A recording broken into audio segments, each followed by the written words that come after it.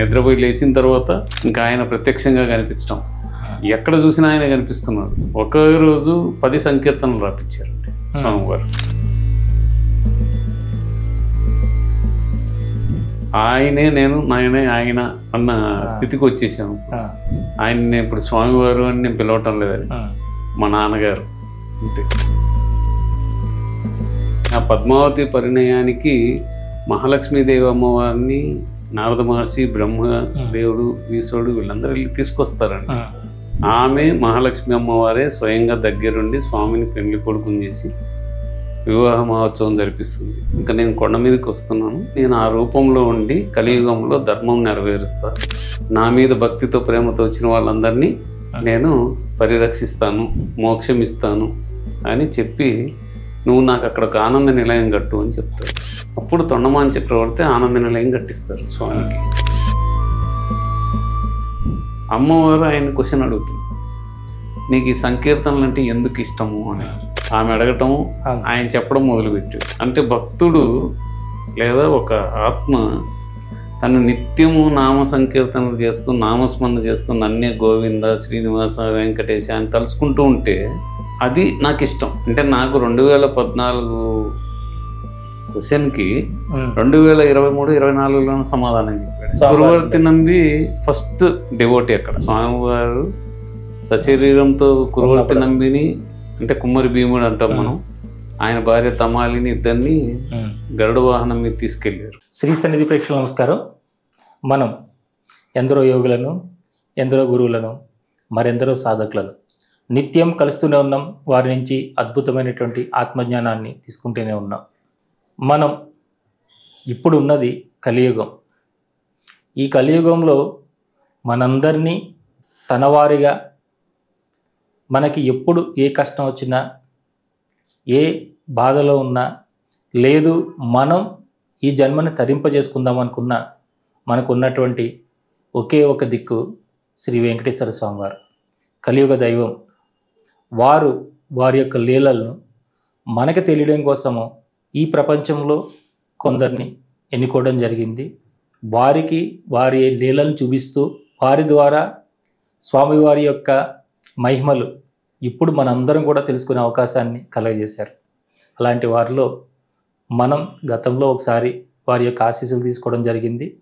ఇంకొకసారి వారు మనకి స్వామివారి లీలల్ని అందించడానికి వచ్చారు శ్రీ వెంకటరామదాస్ గారు. వారు ఏ విధంగా ఈ మార్గంలోకి వచ్చారు, స్వామివారితో అనుబంధం ఏ విధంగా ఏర్పడింది, అలాగే స్వామివారు చేసినటువంటి లీలలు, వారు రాస్తున్నటువంటి గ్రంథాల్లో స్వామివారు చెప్పినటువంటి అనుభూతులు, ఇలా ఎన్నో విషయాలు వారు మనకి గతంలో పంచుకోవడం జరిగింది. కానీ ఆ కలియుగ దైవం నిత్యం ఎన్నో లీలలు చేస్తుంటారు, మనకి తెలియనటువంటి ఎన్నో విషయాలు చెప్తూ ఉంటారు. అలాంటి విషయాలు మరొకసారి మనకు అందించడానికి, అదేవిధంగా వారు రాసినటువంటి గ్రంథాల్లో ఉన్నటువంటి రహస్యాన్ని తెలియజేయడానికి ఈ రోజున గురుగారు మనకు సమయం ఇచ్చారు. ఈ సమయాన్ని ఏమాత్రం వృధా చేయకుండా ఈ సత్సంగం ప్రారంభిద్దాం. నమో వెంకటేశ్వర. నమో వెంకటేశ్వర. చాలా సంతోషం. ముందుగా శ్రీ సన్నిధి యాజమాన్యానికి, శ్రీ సన్నిధి ప్రేక్షకులకు నా హృదయపూర్వక కృతజ్ఞతలు. ఇంతకుముందు ఆల్రెడీ 2-3 సార్లు మనం కలుసుకోవడం జరిగింది. అప్పుడు ఒకసారి మనం మొదట్లో శ్రీ వెంకటేశ్వర స్వామి లీలలు కొన్ని క్లుప్తంగా మనం పంచుకోవటం జరిగింది. తర్వాత బోయమడుగుల శ్రీ రాముల వారి లీలలు, అక్కడికి మీరు రావటం, అక్కడ ఉన్న స్థల మహిమ గురించి, అవధూత పిచ్చిరెడ్డి గారి గురించి చెప్పడం, చర్చించుకోవడం జరిగింది. అది మన శ్రీ సన్నిధి ప్రేక్షకులు ఆ విషయాలన్నీ వాళ్ళు రిసీవ్ చేసుకోవటం, తర్వాత దాని ద్వారా వాళ్ళు కూడా పాజిటివ్గా ముందుకు వచ్చి తమ వంతు తాము సహాయం చేస్తూ దేవాలయ అభివృద్ధి కూడా కృషి తోడ్పడుతున్నారు. అంటే గురుగారు, ఇప్పుడు స్వామివారు మొట్టమొదటిగా మీకు దర్శనం ఇచ్చినప్పుడు ఈ శ్రీ వెంకటేశ్వర స్వామి అని మీరు ఎలా గుర్తుపట్టారు? అంటే ఆయనే సాక్షాత్తుగా వచ్చారండి. అంటే వేరే రూపంలో ఏమి రాలేదు ఆయన. మనం తిరుమలలో ఏ విధంగా చూస్తున్నాము అదే తిరుమలలో శిలా రూపంలో చూస్తున్నాము. ఇక్కడ నాకు ఆయన విజయదశమి రోజు 2014లో వచ్చినప్పుడు ఆయన సాక్షాత్తుగా, ఇప్పుడు మీరు కూర్చొని ఆయన ప్రత్యక్ష దర్శనం నాకు కలిగిందండి. అంటే మీరు గుర్తుపట్టడానికి ఆయన స్వామి. స్వామి తెలుసు. ఎందుకంటే అది నాకు ఒక కేవలం ఒక 30-40 సెకండ్ల వ్యవధి ఇచ్చాడు ఆయన. ఆయన ఆపాద మస్తకం నేను చూడడం జరిగింది. అసలు ఇంతకుముందు కూడా నేను చెప్పినాను, పెద్ద పెద్ద యోగులకు, త్యాగులకు, పరమ పురుషులకి ఆయన దర్శనం ఇవ్వడు. అటువంటిది నాలాంటి సామాన్యం దగ్గరికి రావటం ఏంటి, నేను చూస్తుంది కలనా భ్రమ లేకపోతే నిజమా అని నన్ను నేను ఫస్ట్ అనలైజ్ చేసుకోవాల్సి వచ్చింది. తర్వాత ఇంటికి వచ్చిన తర్వాత మా శ్రీమతితో చెప్పటము, ఒక సంకీర్తనలాగా నాకు రావటము, అది ఆమె పేపర్ మీద రాయమంటాం, నేను రాయటము జరిగిన తర్వాత ఆమె ఇది చాలా బాగా వచ్చింది, అన్నమయ్య సంకీర్తన లాగా అంటే, అన్నమయ్యకు మనకు పోలిక ఎక్కడ, నేను పామరుని, నాకేం తెలియదు, ఇదేదో ఒక ఆలాపనగా జరిగి ఉంటుంది అంతే తప్ప మనకి ఆయనని నేను అంత పూజలు చేసేది లేదు, ఆయన కోసం నేను తప్పించింది లేదు, ఆయన కోసం చేసేవాళ్ళు చాలామంది ఉన్నారు అని నేను చెప్పడం జరిగింది. ఆ తర్వాత నిద్రపోయి ఆఫ్టర్నూన్ నాకు నిద్ర అలవాటు, నిద్రపోయి లేచిన తర్వాత ఇంకా ఆయన ప్రత్యక్షంగా కనిపించడం, ఎక్కడ చూసినా ఆయన కనిపిస్తున్నాడు. ఆయన సర్వంతర్యామి కదా, ఎక్కడ చూసినా ఆయన కనిపిస్తున్నాడు. ఇది ఇట్లా రాయి, ఈ కీర్తన ఇట్లా రాయాలి, ఇట్లా మొదలు పెట్టాలి అని నేను చెప్పడం మొదలుపెట్టాడు. అది తర్వాత నేను విజయవాడ రావటం, ఒకే రోజు 10 సంకీర్తనలు రాపించారండి స్వామివారు. ఆయన కనిపించడం 10 సంకీర్తనలు రాపించారు. అప్పుడు నేనుండే బాధలో ఆయన అన్ని తిడుతూనే రాపించుకున్నాడు పాపం. ఆయనే చెప్పడం, ఆయనే తిట్టుకుంటూ రాపించుకున్నాడు. తర్వాత స్వామివారు స్లోగా నా జీవితంలో ఆయనే నేను, నాయనే ఆయన అన్న స్థితికి వచ్చేసాను. ఆయన నేను ఇప్పుడు స్వామివారు అని నేను పిలవటం లేదని, మా నాన్నగారు అంతే. ఎందుకంటే ఆయన పరమాత్మ, నేను ఆత్మని, ఆత్మనికి జన్మనిచ్చిన ఆయన పరమాత్మ. మా నాన్నగారు, అమ్మవార్లు మా అమ్మగారులు అని పిలుస్తాను. నేను ఇప్పుడు చెప్పేటప్పుడు కూడా ఎవరికైనా మా అమ్మలు మా నాన్న అంటాం. ఇట్లా ఆయన ఒక నాకు ఒక బంధువులు అయిపోయారు, బంధువుల్లాగా, అంటే తండ్రి కొడుకులు. ఆ స్థితికి నన్ను చేర్చాడు ఆయన. ఇందులో నా గొప్పతనం ఏం లేదు, ఆయన ఆ స్థితికి నన్ను చేర్చుకుంటూ ఉన్నాడు ఆయన దగ్గరికి. అంటే గురుగారు, అంటే మీకు ప్రత్యక్షం అవడానికి కారణం, దానికి ముందు ఏమన్నా స్వామివారిని ఏమన్నా సాధన చేశారా? లేదండి, నేనేమి సాధనలు ఇవేం చేయలేదు. ముందుగా ఒకప్పుడు ఒక షిరిడి సాయిబాబా డివోటీగా ఉండేవాడిని. అప్పుడు కొన్ని ఎక్స్పీరియన్స్లు బాబా గారితో జరిగాయి. తర్వాత నా ఈ ప్రాబ్లమ్స్ వలన దైవం లేడు, గురువు లేడు, ఎవరు లేరు అని చెప్పే స్థితికి నేను వెళ్ళిపోయాను. స్వామివారు కనిపించే ముందుగా నాకు ఒక కళ వచ్చిందండి. అంటే ఒక 45 days ముందు. ఆ కళలో నేను తిరుపతిలో మా ఫ్రెండ్ వాళ్ళ ఇంటికి వెళ్ళాను. కపిల్ తీర్థం ఎదురుగా ఉంటుంది వాళ్ళ ఇల్లు. పైన టెర్రస్లో కూర్చొని ఉన్నప్పుడు, మాకు కార్తీక పౌర్ణమికి వీటికి నేను సత్యనారాయణ స్వామి వ్రతం చేపించేవా మా ఫార్మా కంపెనీలో. ఆ బ్రాహ్మణులాగా ఆయన వచ్చారు. వచ్చి నేను ఆయన పాదాలు నొక్కుతున్నాను. అప్పుడు చెప్పారు, నువ్వు అలిపిరి ఈ మెట్ల మార్గం ద్వారా నువ్వు రావాలి నా దగ్గరికి అని చెప్పారు. ఆ తర్వాత ఇంతలో మెలకు వచ్చేసింది, నడకదారిలో రావాలి, అలిపిరి మెట్లెక్కి నువ్వు అని చెప్పారు. అంతవరకే గుర్తుంది నాకు. ఆ తర్వాత నేను మర్చిపోయాను ఇది జరిగింది.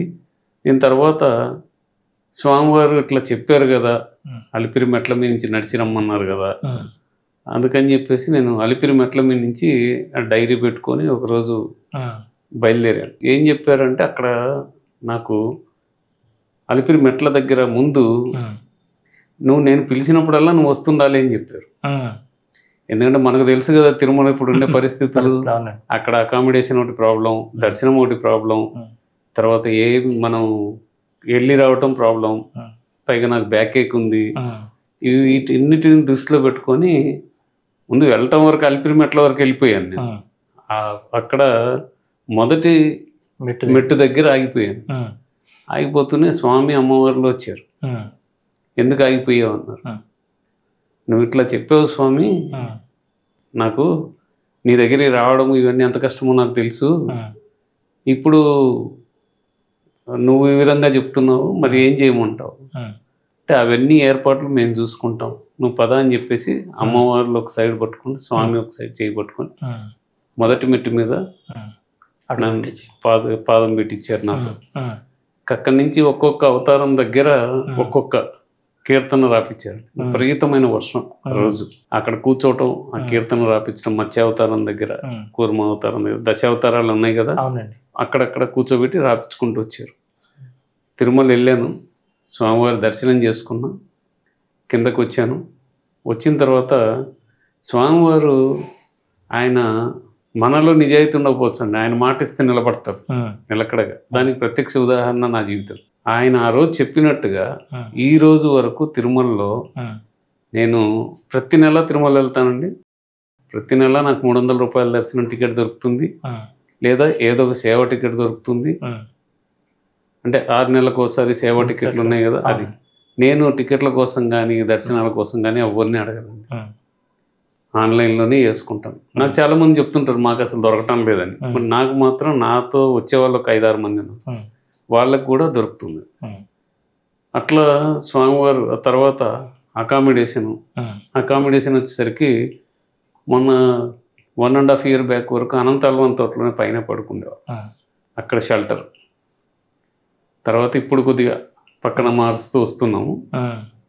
అకామిడేషన్ ఇప్పుడు ప్రాబ్లం లేదు, దర్శనము ప్రాబ్లం లేదు.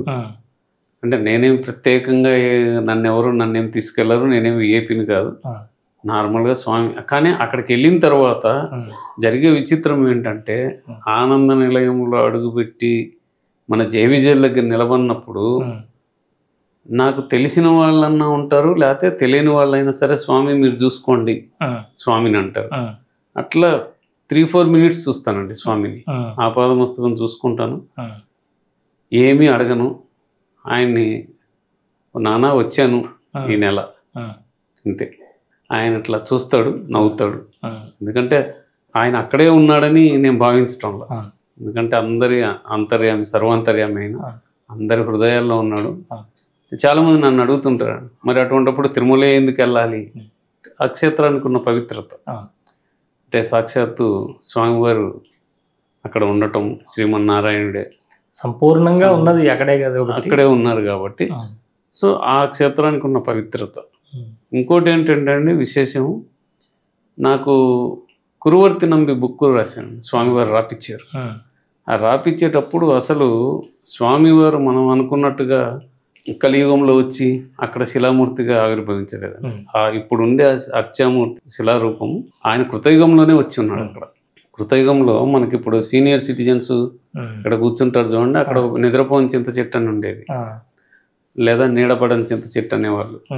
ఆ చింత చెట్టు కింద శంకు మహారాజుకి శ్రీమన్నారాయణుడు ప్రత్యక్షమై ఆయన ఇప్పుడు మనం చూస్తున్న అర్చామూర్తిని ఆయన చేతుల ద్వారా ఆ శంకు మహారాజుకి ఇస్తే ఆయన అక్కడ ఆనంద నిలయం కట్టించాడు కృతయుగంలో.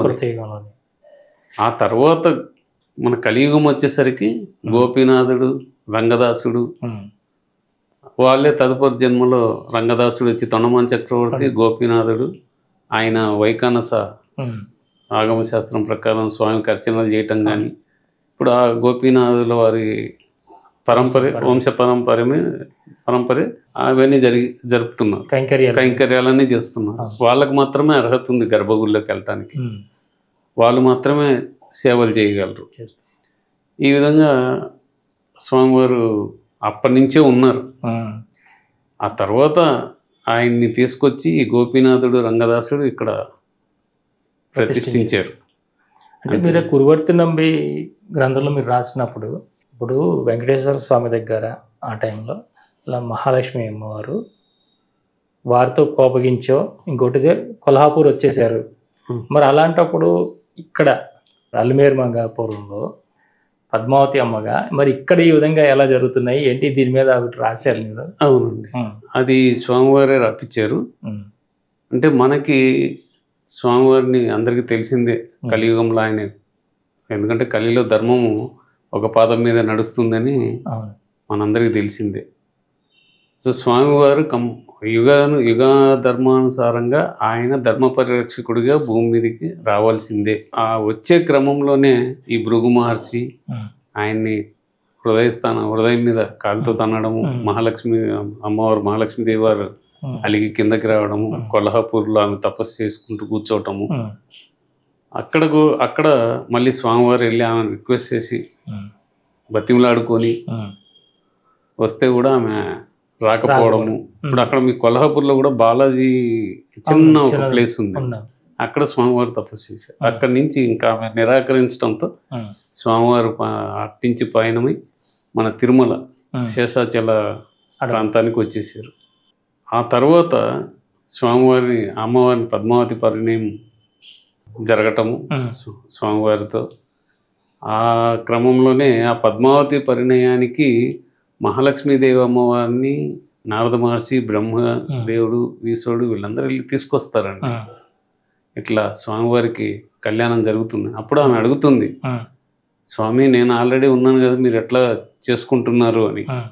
ఇప్పుడు స్వామి చెప్తాను, ఇది నీ కోరికే, నాది కాదు, నేను నీకు ఇచ్చిన వరం, ఇది దీని ప్రకారం నేను చేస్తున్నాను అంటే ఎట్లా అంటే అప్పుడు చెప్తారు, మాట ప్రకారం చేస్తున్నా అంటే. అప్పుడు రామావతారంలో నీ బదులుగా వేదవతి అన్ని బాధలు అనుభవించింది, అగ్నిలో దూకిన తర్వాత ఆమెను తీసుకొని వచ్చి నువ్వు నా దగ్గరికి తీసుకొచ్చాను, నా బదులుగా ఈమె వేదనలు అనుభవించింది కాబట్టి వేదవతి, ఈమెని వివాహం చేసుకోమని కోరితే నేను ఇప్పుడు కాదు కలియుగంలో చేసుకుంటా అన్నాను. అందుకని ఆ మాట నెరవేర్చడానికి, కలిలో ధర్మ పరిరక్షణ చేయటానికి నేను ఇప్పుడు పద్మావతి దేవిని పరిణయం చేసుకోవాల్సి వస్తుంది అని ఆయన ఆమెకు చెప్తాడు. ఆమె మహాలక్ష్మి అమ్మవారే స్వయంగా దగ్గరుండి స్వామిని పెళ్లి కొడుకుని చేసి వివాహ మహోత్సవం జరిపిస్తుంది. అంతేగాని ఆమె వచ్చి పోట్లాడ్డాలు ఇవన్నీ ఏం జరగలేదు. మనకి ఇంతకుముందు ఏదో సినిమాల్లో చూపించినట్టుగా అవన్నీ ఏం జరగలేదు. అదే అక్కడ ఇద్దరు కోపగించి బయటికి పోయి అదేం లేదండి. తర్వాత స్వామివారికి ఈ రంగదాసుడు ఎవరైతే సేవ చేసింటాడో ఆయన తొండమాన్ చక్రవర్తికి పుడతారు. ఆ తొండమాన్ చక్రవర్తి పద్మావతి అమ్మవారి నాన్నగారు ఆకాశరాజు గారికి తమ్ముడు. అంటే ఆకాశరాజు నాన్నగారి వాళ్ళ రెండో భార్య కుమారుడు. ఆ తొండమాన్ చక్రవర్తి మహాభక్తుడికి, అంతేకాకుండా చిన్న మామగారు కూడా. అప్పుడు స్వామివారు వివాహం అయిన తర్వాత 6 నెలల కిందే ఉన్నారు అగస్త్య మహాముని ఆశ్రమం. ఆ కళ్యాణ శ్రీనివాసుడు అక్కడ ఉండటానికి కారణం ఇప్పుడు అదే, ఆ కారణం అదే. ఆయన ఉన్నప్పుడు ఆకాశరాజు చరమదశకు చేరుకోవటం, ఆయన స్వామిని పిలిచి, అప్పటికి ఆకాశరాజుకు ఒక కొడుకు పుడతాడు. పద్మావతి అమ్మవారు దొరికారు పద్మంలో, పద్మ సరోవరం తిరుచానూరులో. ఆకాశరాజుకి ఒక కొడుకు పుడతాడు. అంటే పద్మావతి దేవి అమ్మవారికి తమ్ముడు, శ్రీనివాసునికి బావమరిది. తొండమాన్ చక్రవర్తి ఆకాశరాజు తమ్ముడు. ఈ ఆకాశరాజు స్వామిని పిలిచి ఆయన చరమాంకంలో ఇట్లా వీళ్ళిద్దరూ ఉన్నారు, నా కొడుకు నా తమ్ముడు, వీళ్ళిద్దరి బాగోగులు రాజ్యం బాగోగులు నువ్వే చూసుకోవాలని చెప్తాడు. చెప్పి ఆయన పరమపదిస్తాడు. అప్పుడు కొద్ది రోజుల తర్వాత ఈ వసుదానునికి తొండమాన్ చక్రవర్తికి, అంటే స్వామివారి బావమరిదికి చిన్నమామ గారికి యుద్ధం జరుగుతుంది. ఈయన ఒక సైడ్ ఉండాలిగా, మరి బావమరిది ఒకవైపు మహాభక్తుడు తొండమాన్ చక్రవర్తి, ఆయన చిన్నమామ. తొండమాన్ చక్రవర్తికి ముందు అడుగుతాడు, ఎట్లయితే మనకు పాండవులు కౌరవులు యుద్ధ సమయంలో వచ్చినప్పుడు కృష్ణుడు నీకు నేను కావాలా, అర్జునుడిని సైన్యం కావాలా అని అడిగినట్టుగా ఈయనని అడుగుతాడు. అడిగితే నీకు నేను కావాలా, నా ఆయుధాలు కావాలా అంటారు. అంటే తొండమాన్ చక్రవర్తి ఏం ఆలోచిస్తా అంటే, ఆయుధాలు నిరాయుధుడిగా ఉంటే స్వామి ఏం చేయలేడు కదా, కాబట్టి నాకు ఆయుధాలు ఇవ్వండి అంటాడు. ఆయనకి శంకు చక్రం ఇచ్చేస్తారు. వసుదానికి వైపు ఉండి స్వామివారి యుద్ధం మొదలు పెడతారు. సో స్వామివారు ఆయుధాలు ఉన్నా లేకపోయినా ఆయన పరాక్రమశాలి, ఈ విశ్వాన్ని సృష్టించినోడు, ఆయనకి ఆయుధాలతో ఏం పని అని చెప్పాను. ఆయన యుద్ధం మొదలుపెట్టిన తర్వాత ఒక దశ వచ్చేసరికి తొండమాన్ చక్రవర్తి నిలబడలేకపోతాడు. అప్పుడు స్వామివారి మీద ఆయన ఇచ్చిన చక్రమే ఆయన వదులుతాడు. అది స్వామివారికి వచ్చి తగలటం. అంటే స్వామివారు సృష్టి విరుద్ధమైన పనులు ఏవి చేయరండి, మనం ఇక్కడ గుర్తుపెట్టుకోవాల్సింది. ఎందుకంటే ఆయన చక్రము ఆయన చేతిలోదైనా సరే తన చక్రానికి ఎదురు లేదు అనేది శిశుపాలుని వదలో చూపించారు, అంబరీషుని రక్షించినప్పుడు చూపించారు ఆయన. అట్లానే తన చక్రానికి తనే లొంగినట్టుగా కొద్దిసేపు మూర్చిపోతే అప్పుడు పద్మావతి దేవమ్మవారు, తొండమాన్ చక్రవర్తి, వసుదానుడు అందరు వచ్చి ఆయన సేద కొద్దిసేపు అయిన తర్వాత సేద తీర్చి తర్వాత అప్పుడు పద్మావతి దేవమ్మవారు అడుగుతారు, నువ్వే ఏదో ఒకటి చెయ్యి వీళ్ళిద్దరికి అంటే అప్పుడు ఆయన రాజీ చేస్తాడు.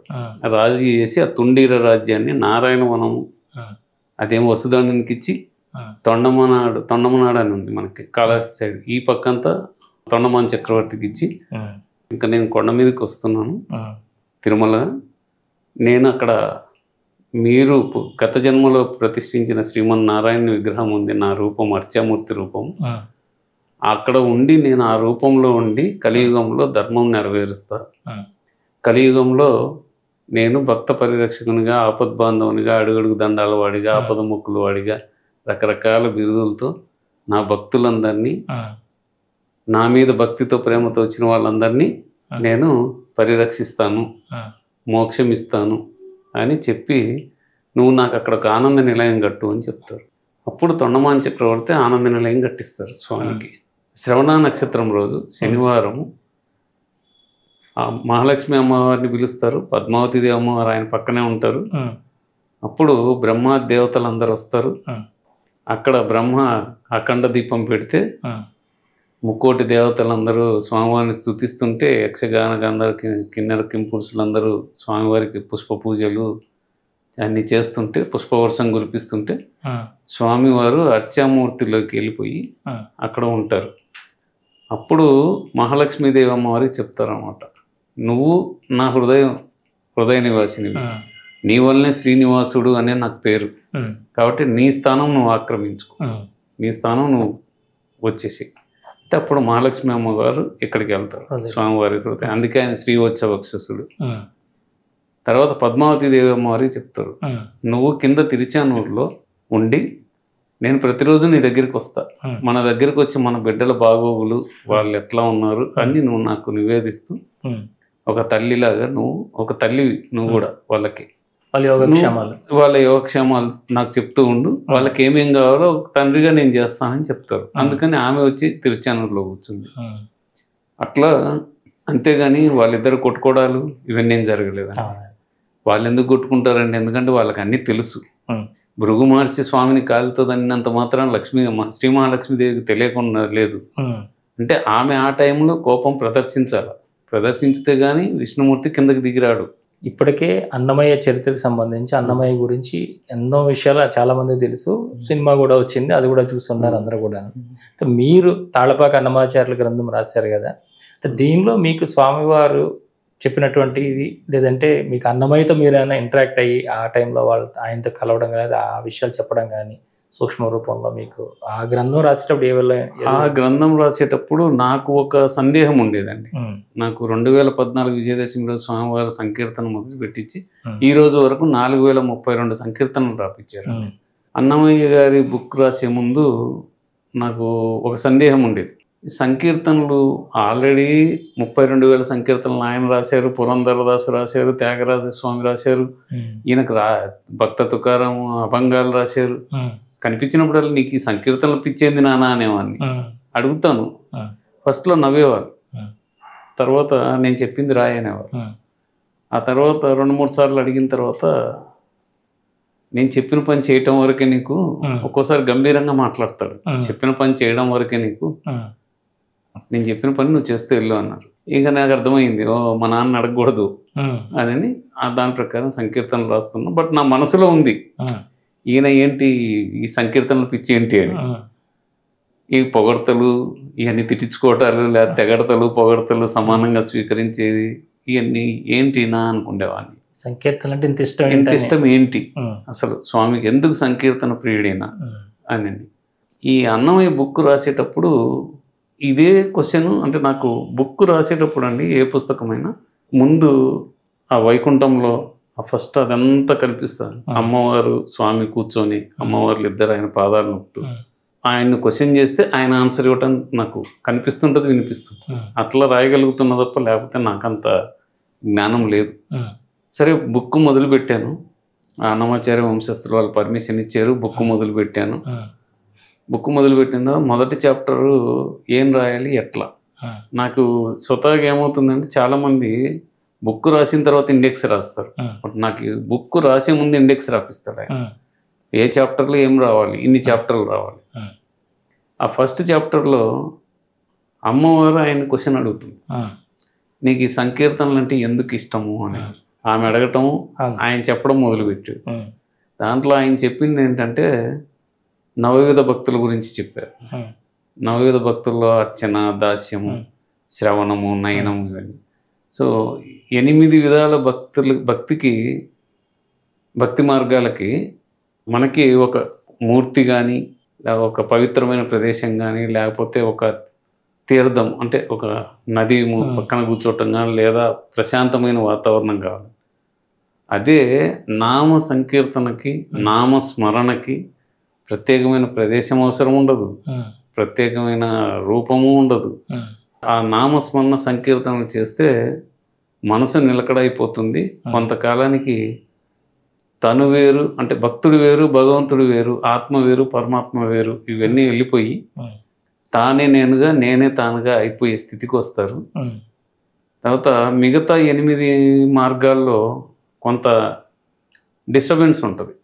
ఎవరైనా పక్కన మాట్లాడుతున్నా, లేకపోతే ఇంకోరు ఏదన్నా మాట్లాడుతున్నా, ఈ నామస్మరణ అంతర్గతంగా జరిగేటప్పుడు డిస్టర్బెన్స్ ఉంటుంది. అంటే మనం మీతో మాట్లాడుతుంటాను, నేను ఓం నమో వెంకటేశాయ లోపల అనుకుంటూనే ఉంటాం. అంటే భక్తుడు లేదా ఒక ఆత్మ తను నిత్యము నామ సంకీర్తనలు చేస్తూ, నామస్మరణ చేస్తూ, నన్నే గోవింద, శ్రీనివాస, వెంకటేశ అని తలుసుకుంటూ ఉంటే అది నాకు ఇష్టం. అందుకని నామ సంకీర్తనలకు నామ సంకీర్తనలు కానీ నామస్మరణలు అంటే నాకు చాలా ఇష్టము. అంటే నాకు 2014 క్వశ్చన్కి 2023-24లో సమాధానం చెప్పాడు. అప్పుడు నాకు అనిపించు, ఆ రోజు నుంచి నేను అడగడం కూడా మానేసాను. ఇదే అనమాట నామ సంకీర్తనకున్న విశిష్టత అని. అన్నమయ్య గారి బుక్ వలన నేను అదొకటి నాకు జరిగిందండి. తర్వాత సినిమాల్లో చూపించినట్టుగా ఏదో విడివిడిగా గట్టు, ఒకటిగా సంసారం చేయి, ఇది ఎక్కడ జరగలేదండి. ఎందుకంటే మొదటి భార్యను చేసుకున్న తర్వాత ఆయన 9 సంవత్సరాలు పిల్లలు లేకపోతే తర్వాత రెండో భార్యను చేసుకున్నాడు ఆయన. ఆ రెండో భార్య పిల్లల పరంపరే ఇప్పుడు 12-13 తరాల వాళ్ళు ఉన్నారు. హరినారాయణాచార్యులు గారని, రాఘవ గారని, బుజ్జి గారని వీళ్ళంతా ఉన్నారు అక్కడ. నేను వాళ్ళను పూర్తిగా వాళ్ళతోనే మాట్లాడి మొత్తం వాళ్ళ వంశ వృక్షం అంతా తీసుకొని రాసుకుంటూ వచ్చానండి. అన్నమయ్య చర్మదశలో కూడా ఆయన మన సినిమాలో చూపించినట్టు అక్కడేమి వెళ్ళి ఆనంద నిలయంలో ఇది ఇవ్వలేదండి. కింద తిరుపతిలో రామాలయం వీధిలో ఆయన ఇంట్లోనే ఆయన మోక్షం పొందారు. ఆయన పరమపదించింది నాకు క్లారిటీగా కనిపించింది ఆ బుక్ రాసేటప్పుడు. ఆ ఎక్స్పీరియన్స్లో అంటే అన్నమయ్య గారి దర్శనం కావటం కానీ, అంటే ఏ బుక్ అయితే స్వామివారు రాపిస్తున్నారో ఆ వాళ్ళని నాకు దర్శనం ఇప్పిస్తున్నారండి. ఇప్పుడు అనంతాల్వాన్ బుక్ ఉందండి. ఫస్ట్ నేను రాసిన బుక్ అనంతాల్వాన్. అది నాకు ఆ తోటలో చాలా ఎక్స్పీరియన్స్లు జరిగాయండి. ఒక విధంగా చెప్పాలంటే నాకు మొదటి మెట్టు చాలా కార్యాలకి స్వామివారు మొదటి మెట్టు ఏర్పరిచింది అక్కడే అనంతాల్వాన్ తోటలో. ఆ అనంతాల్వాన్ బుక్ అది మొదటి బుక్ అండి. అసలు ఆ బుక్ రాస్తానని కూడా నేను అనుకోలే. ఎందుకంటే మహానుభావులు చాలామంది ఉన్నారు తిరుమలలో కానీ, అన్ని చోట్ల పండితులు, వేదాంతవేత్తలు, వీళ్ళందరూ. వాళ్ళ ముందు నేను నథింగ్, సామాన్య నేనేం రాయగలను, నాకు అసలు బుక్ రాసిన నాలెడ్జే లేదు. ఆ సమయంలోనే స్వామివారు రాపించటము, అనంతాల్వాన్ వారి ఆశీస్సులు, అక్కడ టిఏపి రంగాచార్య గారిని వాళ్ళ 26వ తరం మా గురువు గారు ఆయన ఆశీస్సులు ఉండటం వల్ల ఆ బుక్ రాయడం మొదలుపెట్టి అది అట్లా 18 చాప్టర్లు అండి. 18.5 గంటల్లో రాపించారు. ఇప్పుడు ఆ బుక్ 18.5 గంటలు అంతే. ఫస్ట్ రోజు 1.5 గంట రాపించారు. తర్వాత 17 రోజులు 1 అవర్. ఆ బుక్ ఇప్పుడు చదివిన వాళ్ళు చాలామంది ఫోన్లు చేయటం, బుక్ ఎక్కడ దొరుకుతుంది, చాలామంది పాపం అమెజాన్ ఇవన్నీ ఎత్తుక్కుంటా టీటీడీ వాళ్ళు అక్కడ దొరుకుతుందేమో ఎత్తుకుతున్నారు. కానీ మనకు టీటీడీ వాళ్ళు ఇంకా అవకాశం ఏ లేదు. అదే ఒక పెద్ద సంస్థానం కదా, మన ఇది కొద్దిగా టైం పడుతుందేమో, కానీ స్వామివారు ఏది ఆయనకు సంబంధించిన ఏవి పోగొట్టుకోరు. ఆయన సంపద ఇదంతా. అది నేను చేసినా వేరే వేరే వాళ్ళు రాసినా అవన్నీ ఆయన సంపదేనండి. అది ఏది మన సొత్తు కాదు, మీది కాదు, నాది కాదు, అంతా ఆయనదే. చాలామంది అనుకుంటుంటారు ఏదో మేము అది చేపించాం స్వామివారికి, ఇది చేపించాం, ఆయన ఇచ్చింది ఆయనకి ఇస్తున్నాం మనం, అంతేగాని మనమే ప్రత్యేకంగా పైనుంచి తీసుకొచ్చే లేదా కింద నుంచి తీసుకెళ్ళి ఆయనకి ఇవ్వటం. సో అందరికి ఇచ్చేవాడు ఆయన, దాత ఆయనే, స్వీకర్త ఆయనే. అనంతాచార్యుల వారి బుక్ రాసేటప్పుడు మొత్తం ఆయన పుట్టినప్పటి నుంచి ఆయన మళ్ళీ పరమపదించేంత వరకు మొత్తం ప్రతి ఆయనకు జరిగిన సంభాషణలు కానీ వాళ్ళిద్దరి మధ్య అవన్నీ ప్రత్యక్షంగా నేను అనుభవించాను. Great experience. వాళ్ళ వంశస్థులకు తెలియని రహస్యాలు ఏమన్నా మీకు చెప్పడం, మీరు చెప్పారా వాళ్ళకి? అవి కొన్ని రామానుజాచార్యుల దగ్గర నుంచి ఇవన్నీ కొన్ని వాళ్ళు అంటే వాళ్ళకి తెలియని రహస్యాలని నేను చెప్పలేనండి, వాళ్ళకి తెలిసే ఉండొచ్చు. అయితే పుస్తక రూపంలో క్లారిటీగా స్వామి అనంతాళ్వాను స్వామివారు రాపిచ్చారు. అనంతాళ్వాను స్వామివారి మధ్యలో జరిగిన సంభాషణలు అవన్నీ నేను ఇప్పుడు మనం ఎట్లా మీరు ఇంటర్వ్యూ లాగా చేస్తున్నారు, మనం సత్సంగం ఎట్లా చేసుకున్నాం, ఆ స్టోరీ అంతా సందర్భానుసారంగా ఆయన కళ్ళకు కట్టినట్టుగా చూస్తూ ఉంటే వినిపిస్తూ ఉంటే రాసిందండి అది. అంటే మీరు మాట్లాడేటప్పుడు కానీ లేదంటే మీరు చెప్పేటప్పుడు మీరు రాసే ఈ గ్రంథాల్లో కానీ కీర్తనలు మీరు రాసే భాషకి మీరు ఇప్పుడు మాట్లాడేదానికి వీటికి కానీ మామూలు బయట మీరు ఉండేదానికి కానీ చాలా వ్యత్యాసం ఉంటుందండి. అది ఎలా వస్తుందండి అప్పుడు మరి? అది ఆ టైంలో స్వామివారు ఆయన చెప్తారు, పల్లవి అనేది ఇట్లా అంటారు, ఈ పల్లవి ఈ విధంగా రావాలని. అది అక్కడి నుంచి ఇంకా ఫ్లో. ఇంకొక విచిత్రం ఏంటంటే ఏ అక్షరంతో స్టార్ట్ అవుతుందో అదే అక్షరము ప్రతి చరణంలో వస్తుందండి స్టార్టింగ్. అది ఒక మిరాకిల్. అసలు ఆ లాంగ్వేజ్ నేను కూడా వినిండాను ఎప్పుడు. అది ఒక సర్ప్రైజింగ్ థింగ్. ఆఫ్ కోర్స్ ఆయనకి ఇవన్నీ నథింగ్ అనుకోండి, మనకు ఆశ్చర్యకరమైన విషయాలు. మీరు ఎప్పుడైనా వాటిని మననం చేసుకుంటారా అండి? ఆ కీర్తన లేదండి, ఒక్కసారి రాసిన తర్వాత ఇంకా నాకు గుర్తుండదు. నేను మళ్ళీ చదివింది కూడా లేదు ఇప్పటి వరకు. 4000 ఇప్పుడు అన్ని కూడా అవైలబుల్ గా ఉన్నాయండి? ఉన్నాయండి. 2350 వరకు. అంటే కరోనా ముందు డైరీలో రాశాను. కరోనా అప్పుడు అందరం ఇళ్లలోనే ఉన్నాగా, అప్పుడు కీబోర్డ్ ఏదో ఎవరో చెప్తే దాంట్లో డౌన్లోడ్ చేసుకొని అప్పటి నుంచి తెలుగులో టైపింగ్ ఏనండి. అంటే మళ్ళీ రాసి దీంట్లో టైపింగ్ చేయటం ఉండదు, అది ఆ ఫ్లో అట్లా వచ్చేస్తుంది. కరెక్ట్గా 10 minutes అండి, సంకీర్తనకి 10 minutesలో రాపిచ్చేస్తారు స్వామి. అంటే ఆ కీర్తన రాద్దాము అని మీరు కూర్చొని? నేను అది రాద్దామని ఏముండదండి, ఆయన ఒక్కోసారి వాష్రూమ్లో కూడా కనిపిస్తారు. అంటే చిన్న ఎగ్జాంపుల్ ఏంటంటే ఆయన మొన్న నరసింహ జయంతి అయింది, తరిగొండ వెంగమాంబ జయంతి, నరసింహ జయంతి ఇవన్నీ. ఆ రోజు నాకు నరసింహ జయంతి అని నాకు గుర్తులేదు. నేను వాష్రూమ్లోకి వెళ్ళాను, వాష్రూమ్లో ఎదురుగా నరసింహస్వామిలాగా కనిపిస్తుంది. ఏంటి ఈరోజు మా నాన్న ఎట్లా కనిపిస్తున్నాడు, బయటకు వస్తూనే నరసింహస్వామి మీద రాపించుకున్నాడు ఆయన కీర్తన. తర్వాత నేను అందరికి పంపిస్తానండి, గ్రూప్స్లో వాటిలో పంపిస్తుంటాను. పంపించిన తర్వాత ఒక ఆమె ఈరోజు నరసింహస్వామి జయంతి కాబట్టి మీరు నరసింహస్వామి గురించి రాశారా అని అడిగి, అప్పుడు ఈరోజు నరసింహస్వామి జయంతి అని చూస్తే నరసింహస్వామి జయంతి. అంటే ఇప్పుడు ప్రజలకు కూడా ఎట్లా అయిందంటే అండి, టైం దొరకటంలో మనం పంపించిన చదివిన దాన్ని మళ్ళీ మననం చేసుకొని బహుశా మరి స్వామి నేను అనుకోవటం అన్నమయ్య గారి సంకీర్తనలు చాలా టిపికల్గా ఉంటాయండి, డెప్త్గా ఉంటాయి మీనింగ్. తర్వాత లాంగ్వేజ్ వేరు, మనకి అంత అర్థం చేసుకునేంత కెపాసిటీ లేదు, ఎవరైనా పండితులు మనకి చెప్తే తప్ప. అంటే మనం కొన్ని పాటలు పాడుకుంటున్నాం, అది కూడా దాన్ని వాళ్ళు సరళీకృతం చేస్తే ఇంకా ఇప్పటికి కొన్ని పాటలే వచ్చాయి, ఇంకా రావాల్సిన వేళల్లో ఉన్నాయి ఆయన పాటలు. అందుకని చెప్పేసి ప్రజెంట్ జనరేషన్కి ఏమైనా అర్థమయ్యే రూట్లో నా చేత రాపిస్తున్నాడేమో నాకు తెలియదు. ఎందుకంటే ఆయన చెప్పాను కదా, ఆయన సంపద ఏది ఊరకు పోగొట్టుకోవడానికి. తర్వాత తిరుమల నంబి స్టోరీ కూడా రాపిచ్చారు. అంటే అనంతాళ్వానికి ముందు తిరుమల నంబి ఉన్నారండి తిరుమలలో. అని మనము రాష్ట్రపతిని ఏ విధంగా అయితే ప్రథమ పౌరుడు అంటామో, తిరుమలకు ప్రథమ పౌరుడు తిరుమల నంబి. ఈ తిరుమల నంబి వచ్చి రామానుజాచార్యుల మేనమామ. ఆయన తిరుమల నంబి తీర్థ కైంకర్యం చేశాను స్వామివారికి.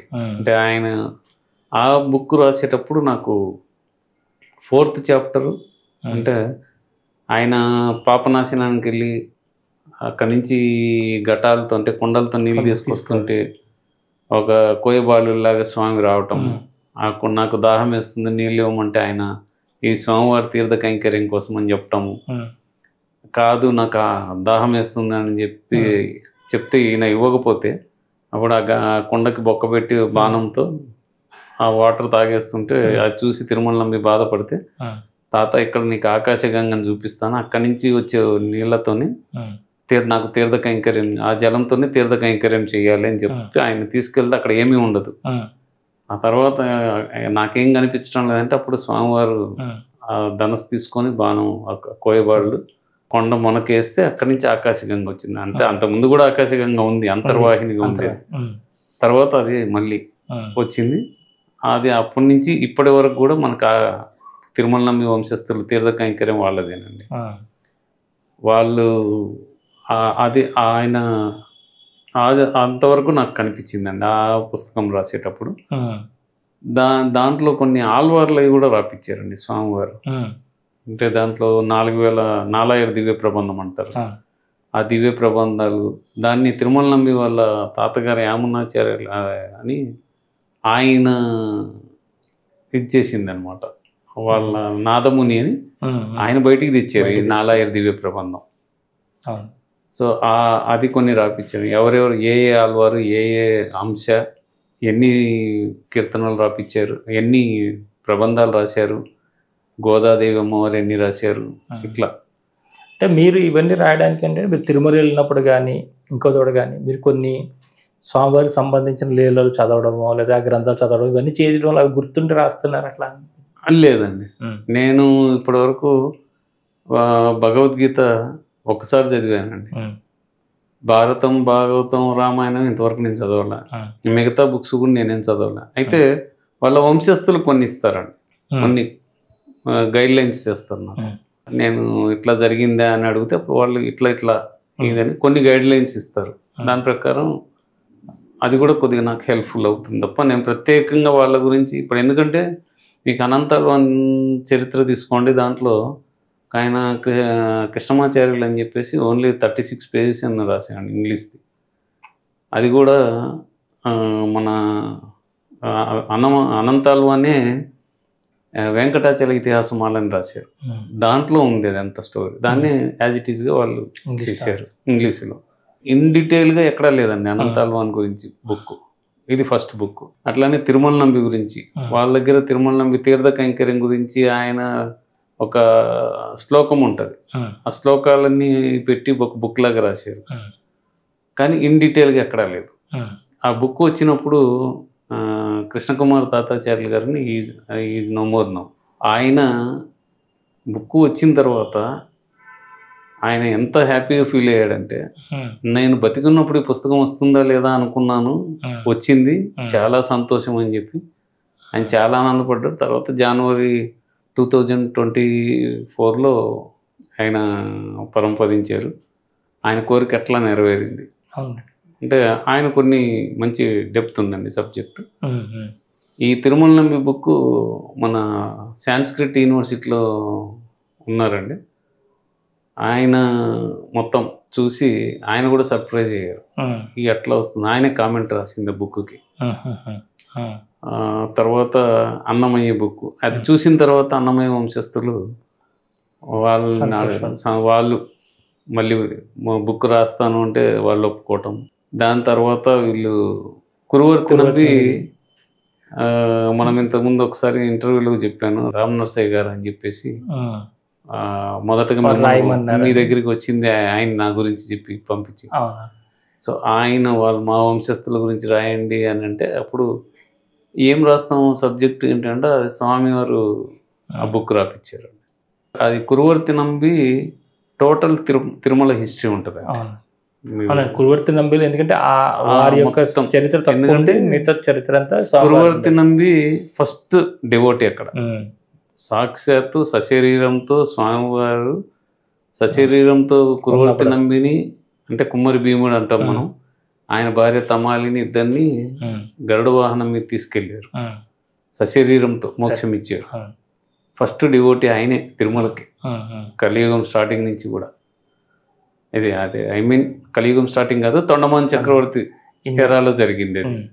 ఆ తర్వాత తిరుమల నంబి, అనంత రామానుజాచార్యులు, అనంతాల్వాను, తర్వాత అన్నమయ్య, తర్వాత హాతీరాం బావాజీ, తర్వాత తరిగొండ వెంగమాంబ. ఇప్పుడు తరిగొండ వెంగమాంబ బుక్ రాపిస్తున్నాను అండి స్వామి. కానీ దీనికంటే ముందు మీరు సన్నిధి గొల్ల రాశాను. సన్నిధి గొల్ల అంటే స్వామివారు అది యాదవ వంశస్థులు కదా, సో స్వామివారికి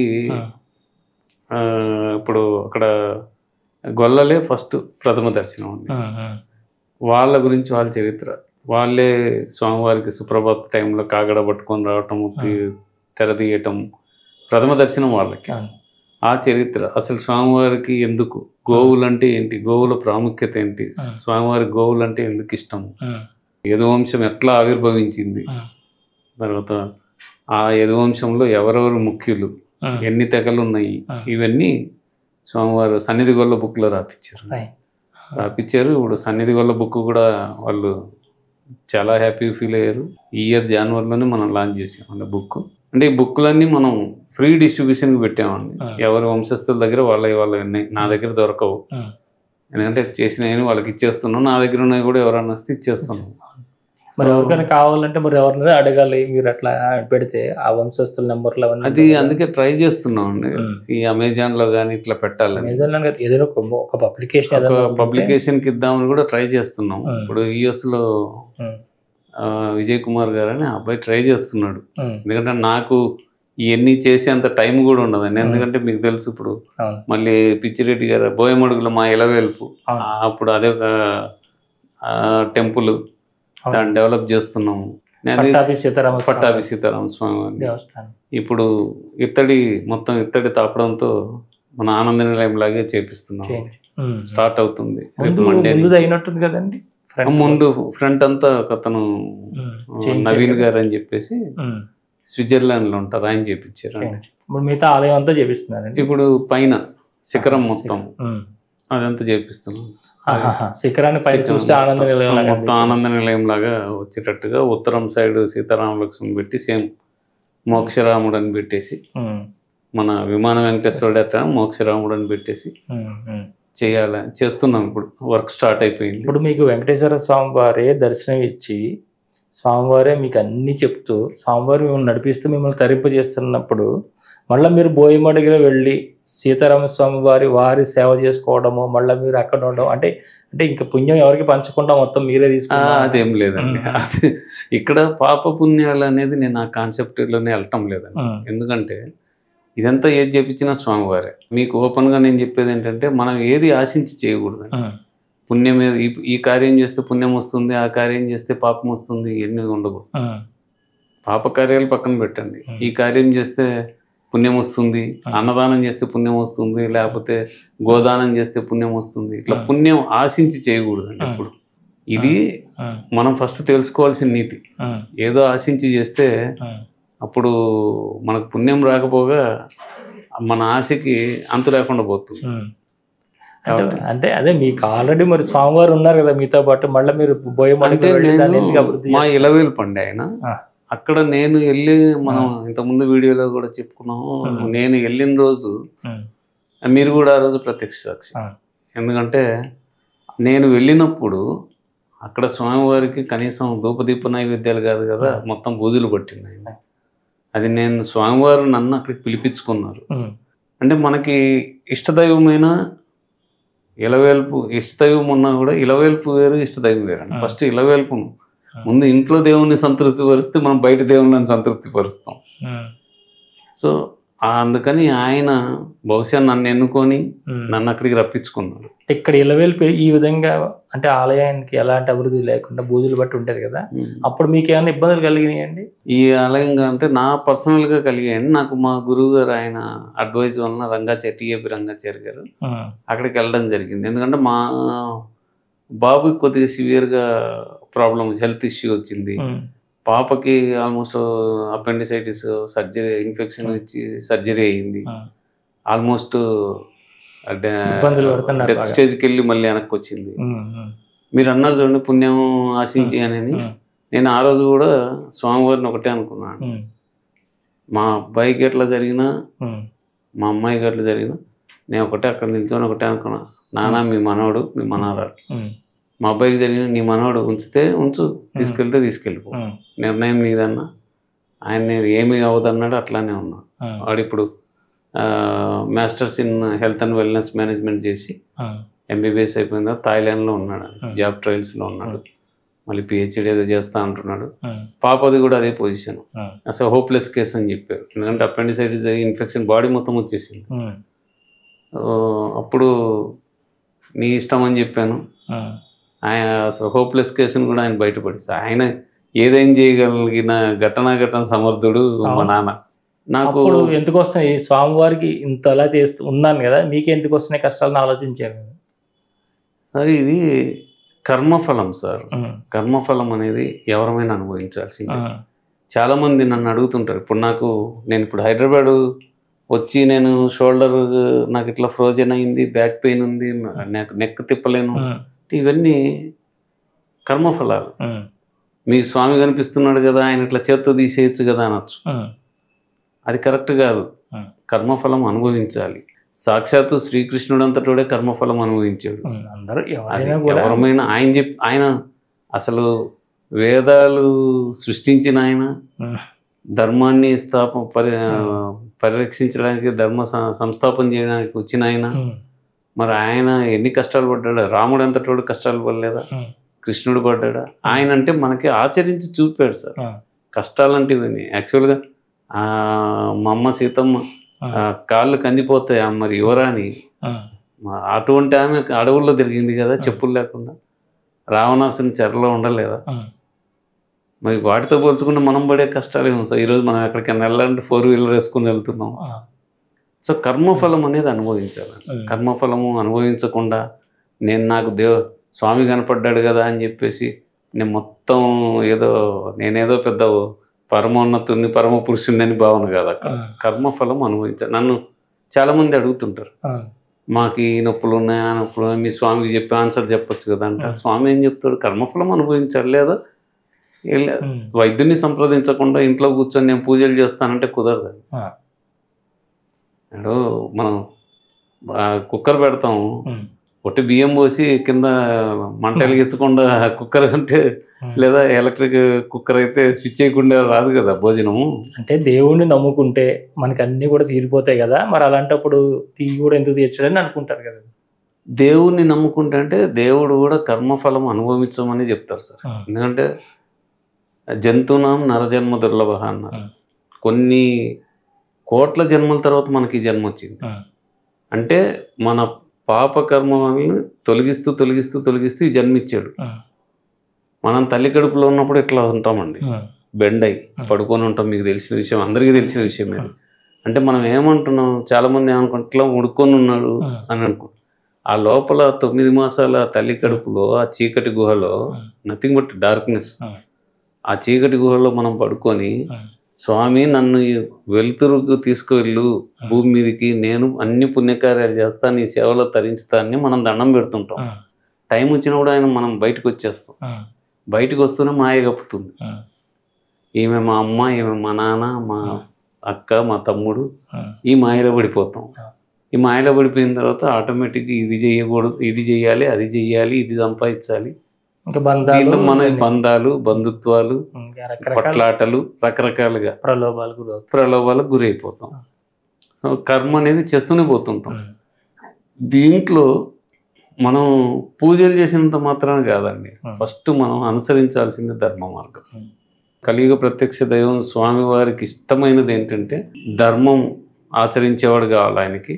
ఆయన మీద ప్రేమతో వచ్చేవాడు కావాలండి. మీకు ఇంతకుముందు కూడా చెప్పాను నేను గంటన్నర చూశాను, 2 గంటలు చూసామని చెప్పుకుంటుంటాము మన స్వామివారిని. మనం ఇక్కడ అన్ని అధర్మం పనులు చేసి ఆయన దగ్గరికి వెళ్ళి గంటన్నర 2 గంటలు చూస్తే ఆయన ఏం చేస్తాడు? వచ్చారు బాబు వీడు అధర్మాత్ముడు, నా దగ్గరికి వచ్చి నిల్చొని అన్ని వీడు లిస్టు చదువుతున్నాడు. ఆయన చూపు మన మీద పడిందా లేదా? ఒక క్షణమైనా ఆయన చూపు ఒక్క క్షణం మన మీద పడితే మన కర్మలు తొలగి మనం మంచి పనులు చేయడం మొదలు పెడతాం. మనం ఇక్కడ చేసే అన్ని పనులు చేస్తూ దేవుడు ఉన్నాడు కదా గాలిలో దీపం పెట్టి దేవుడు ఆ దీపం ఆగిపోకుండా ఉండాలంటే కుదరదు కదా. సో అది మనం ప్రతిదీ అప్లికబుల్ చూసుకుంటే అదేనండి. దాంట్లో ఉన్న ఫిలాసఫీ అది, దాని బ్యాక్గ్రౌండ్ అదే. సో కర్మ అనేది చేస్తూ పోవాల్సింది సార్. అందుకనే కదా భగవద్గీతలు కూడా ఆయన చెప్పింది కర్మనే వారికారస్త మా ఫలేస్ కదాచిన. కర్మ అనేది ఎక్కడ ఆగకూడదు. ఏదర్ ఇట్ ఈస్ పాపకర్మ ఆర్ పుణ్యకర్మ చేస్తూనే ఉంటాము. కాకపోతే ఈ జన్మలో మనకి అంటే ఇక్కడ ఇందాక నేను చెప్పాను చూడండి, జంతువునాం నరజన్మ దుర్లభ అని. మన అన్ని నిద్ర, ఆకలి, సంభోగం ఈ కామన్ అండి ఏ జీవికైనా. ఒక మనిషికి మాత్రం వీటన్నిటితో పాటు విజ్ఞానం విచక్షణ ఇచ్చాడు. ఈ పని చేస్తే తప్పు, దొంగతనం చేస్తే తప్పు, చేసేదాన్ని విచక్షణ ఉంది. ఆ విచక్షణ ప్రకారం పోతే అసలు మన కలియుగంలో ఒక విధంగా మనం అధర్మంగానే ఉన్నాము. కనీసం ఆ విచక్షణతో ఆలోచిస్తారు కదా అని స్వామి మనుషులకు జన్మ ఇస్తాడు, మనిషి జన్మ ఇస్తాడు. అప్పుడు కూడా మనం ఆలోచించడం వల్ల మన కర్మలు డిఫరెంట్గా చేసుకుంటూ పోతున్నాం. అంటే మీకు సింపుల్గా ఒక ఎగ్జాంపుల్ చెప్తున్నాను. మనిషి ఎట్లా ఉంటాడు, ఎంత ఆశాజీవిగా ఉంటాడంటే 100 సంవత్సరాలు బతుకుతాడు, అయినా వాడి ఆశ చావదు.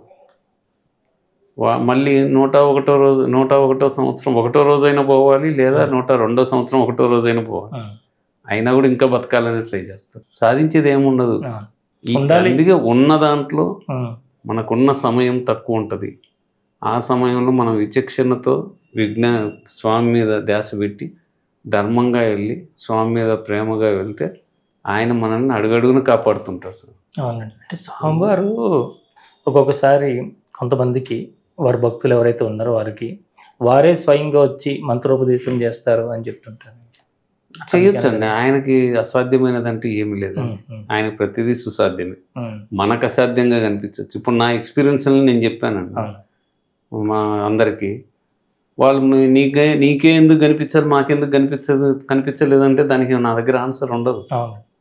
స్వామివారు కొంతమంది ఆయనకి ఇష్టమైన వాళ్ళనో లేదా మన పూర్వజన్మ సుకృతాల వలన ఆయనకి నచ్చో ఆయన లాగుతాడు, ఆయన వైపు దారి మళ్ళిస్తాడు.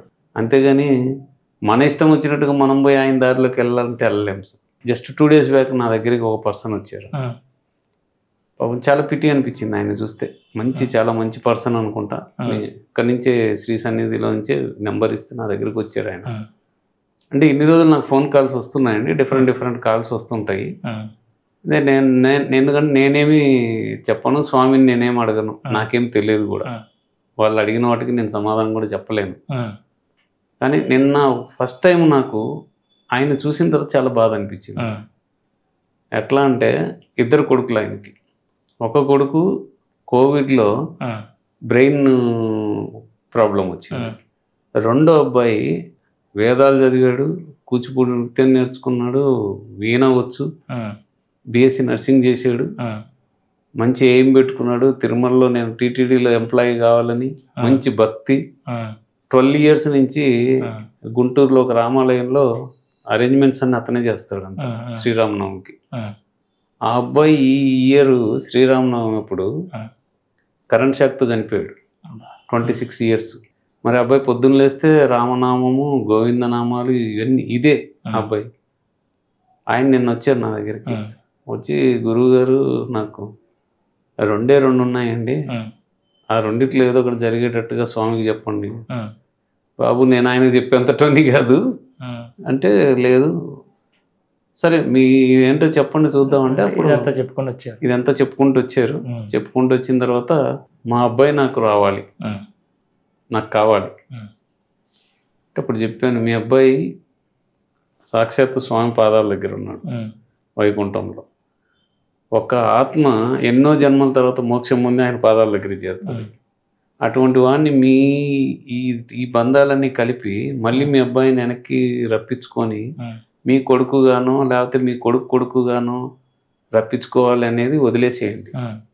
చాలా సృష్టికి విరుద్ధమైన పని. స్వామి ఎప్పుడు సృష్టికి విరుద్ధమైన పని మనం చేస్తే దానికి రివర్సల్ ఆయన డిఫరెంట్గా చేస్తాడు. అది మీరు తొలగించుకోండి మైండ్లో నుంచి. మీరు రెండోది ఏంటి అని అడిగాను. అంటే నేను తిరుమలలో అక్కడ ఉండి, అదంతా సాలగ్రామం కదండి, నేను అంతా అక్కడే ఉండి అక్కడే సెటిల్ అయిపోయి అన్ని తపస్సు చేసుకుంటూ చెట్లు పుట్టలో ఏ చూసుకుంటాను. నేను చెప్పాను, మీరు ఇక్కడ కూర్చుంటే స్వామి లేదా అని అడిగా. మీ అంతరంగంలో స్వామి ఉన్నాడా లేదా, మీకు ఆ నమ్మకం ఉంది? ఉన్నారండి. ఇప్పుడు చెప్పాను, తిరుమలలోనే ధర్మం ఉందని, మిగతా చోట్ల ధర్మం లేదని అనుకోవద్దు, లేదా మిగతా చోట్ల స్వామి లేడని అనుకోవద్దు. మీరు కూర్చున్న దగ్గరికి స్వామి రావాలి. అట్లా ధర్మ మార్గంలో మీరు వెళ్ళండి. స్వామి మీద మీకు వీణొచ్చు అన్నారు, వీణ వాయిస్తూ స్వామి కీర్తనలు పాడుతూ రమించండి. దాంట్లో ఆటోమేటిక్గా స్వామి మీ దగ్గరికి వస్తారు. త్యాగరాజ స్వామి దగ్గరికి రాలేదా? మరి ఆయన దగ్గరికి వచ్చాడు కదా, భక్తులందరినీ కరుణించారు. ఆయన అందరినీ కరుణిస్తాడు. తుకారాం దగ్గరికి రాలేదా కష్టాల్లో ఉన్నప్పుడు? అని చెప్పి పంపించాము. ఆయన గురువు గారు మీరు చెప్పినట్టు చేస్తా అన్నారు, చేస్తే మంచిదే. అట్లా ఉన్నారండి. అంటే కర్మ అనేది చేస్తూ ఉండాల్సిందే.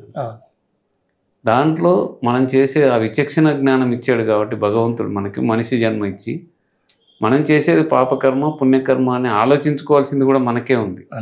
మనం ఆలోచించుకుని దాని ప్రకారం మనం చేసుకుంటూ పోవాలి. అప్పుడు మోక్షానికి ఈ జన్మ కాకపోయినా నెక్స్ట్ జన్మ అనేది ఒక స్టెప్ అహెడ్ అవుతాం. ఈ పరమపద సోపాన ఆటలో ఆ పాముల నోట్లో పడకుండా నిచ్చెనెక్కుతాం. సో అట్లా మన పుణ్యకర్మలు చేస్తూ స్వామివారిని సదా ఆయన కైంకర్యంలో తరిస్తూ చేస్తే ఆటోమేటిక్గా ఆయన సన్నిధానానికి చేరుకోవడం అనేది ఖచ్చితంగా జరుగుద్ది. ఇప్పుడు తరిగొండ వెంగమాంబ వారి యొక్క అక్కడ జీవ సమాధి ఉన్నది అని అంటారు. మీరు వెళ్ళారా గురుగారు? అక్కడ చూసి వెళ్ళాను. ఇప్పుడు వాళ్ళ వంశస్థుల పర్మిషన్ కూడా తీసుకున్నాము. ఇప్పుడు 8 చాప్టర్లు స్వామి రాపిచ్చారండి. అమ్మవారు తరిగొండ వెంగమాంబ వారు రాపిచ్చారు. ఇంకా 10 చాప్టర్లు రాయాలండి. 18 చాప్టర్లు. అది నేను డిసైడ్ చేసేది ఏముండదు. మా నాన్నగారు ఆయన డిసైడ్ చేస్తాడు. ఇన్ని చాప్టర్లు ఇండెక్స్ రోజే డిసైడ్ చేసేస్తాడు. అందులో ఆమె చరిత్ర కూడా మంచి ఘనమైన చరిత్ర అండి. ఈరోజు మనం తిరుమల గురించి ఎన్ని చూస్తున్నాం అంటే వెంకటాచల మహత్యం కానీ అన్నదానం కానీ అవన్నీ ఆమె ఆచరించి చూపించారు. వెంకటాచల మహత్యం అని రాయటం వాళ్ళ వంశస్థుల 6వ తరం వాళ్ళు ఉన్నారు ఇప్పుడు. అవునండి, విశ్వమూర్తి గారని ఆయన ఉన్నారు. నేను వెళ్ళొచ్చాను. అసలు మొదట్లో అనంతాల్వాన్ వాళ్ళ తర్వాత తరిగొండ వెంగమాంబ చరిత్ర రాయొచ్చు కదా అని మా మిస్సెస్ అడిగింది. నాకు ఆ టైంలో అనుకున్నాను, కానీ అది ఎందుకో అట్లా పోస్ట్పోన్ అవుతూ ఈ బుక్స్ అన్ని వచ్చిన తర్వాత ఇప్పుడు తరిగొండ వెంగమాంబ బుక్ కూడా దీని ముందు అసలు హాతీరాం బావాజీది మొదలుపెట్టాను కానీ అది సంహం ఎక్కడ 2 చాప్టర్స్ దగ్గర ఆగిపోయింది. ఎందుకంటే వాళ్ళు సరైన కోఆపరేషన్ లేదు. అంటే అక్కడ కొద్దిగా హాతీరాం బావాజీ బంజారా అని ఒకటి, అల్లేమో ఉత్తరాది బ్రాహ్మణ్ అని ఒకటి, ఇట్లా వాళ్ళ మఠం వాళ్ళు, ఇది కొద్దిగా కాంట్రాడిక్టరీగా ఉంది, అది కాంట్రవర్సరీగా ఉంది. అయోధ్యలో ఆయన విద్యాభ్యాసం జరిగిందండి హాతీరాం బావాజీది. మన విద్యాకుండ అనేది, ఆ విద్యాకుండ దగ్గర ఎక్కడైతే రామలక్ష్మణులు విద్యాభ్యాసం చేశారో భరత శత్రుఘ్నులు, అక్కడ విద్యాకుండ అనేది, అక్కడ వీళ్ళ హాతీరాం బావాజీ వాళ్ళది మఠం ఉందండి. హాతీరాం బావాజీతో పాటు ఇంకో 3 విద్యార్థులు కూడా ఉండేవాళ్ళంట. వాళ్ళు అక్కడ వాళ్ళ గురువు గారు పంపిస్తే తలా ఒక దిక్కుకు వెళ్ళారు. ఎవరెవరు ఎటు వెళ్ళారు ఏంటి, ఈయన ఎక్కడికి వచ్చింది, అదంతా అక్కడ వాళ్ళ దగ్గర ఉందండి హిస్టరీ. బట్ వాళ్ళు నేను అది ప్రొవైడ్ చేయటానికి వాళ్ళేమో ఫోన్లలో పలకటంలా, నేను వెళ్ళన్నా కలెక్ట్ చేసుకోవాలి. ఇక్కడ వీళ్ళకి సరైన పూర్తి అవగాహన లేదు. ఏదో సినిమా తీశారు కానీ సినిమా కూడా కరెక్ట్ కాదు. అది అసలు జరిగిన స్టోరీ వేరే ఉంది. కొరసే సినిమా అంటే కమర్షియల్ అనుకోండి, దాన్ని వాళ్ళు ఆ విధంగా తీయకపోతే జనాలు చూడరు. అన్నమయ్య సినిమా అయినా అంతే కదా.